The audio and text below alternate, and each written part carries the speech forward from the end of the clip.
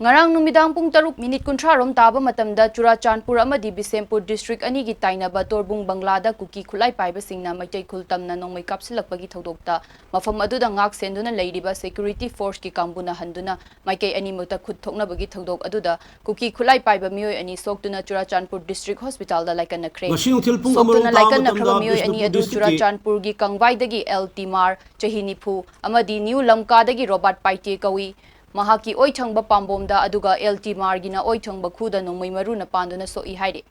amaromda ngarang numidang pung mapanrom taba matamda su stekmai kendragi manung chanba kautrukta su Kuki khulai paiba singna nongmai kaipsilakpadagi maikei animakta Khut thoknakhre haire pawasna hai Kuki khulai paiba singna chingdagi kautruk khultamna nongmai kapsilakhibaga loinana harauthelda leiba Taret Suba Manipur Rifles ki post su nongmai kapsilaki maduda MR gi kangbuduna su handuna numidang pung tara rom taba fawbuda Khut thoknaki adum oinamak Thoudok aduda asok apan yawbagi paudi phangba ngamdre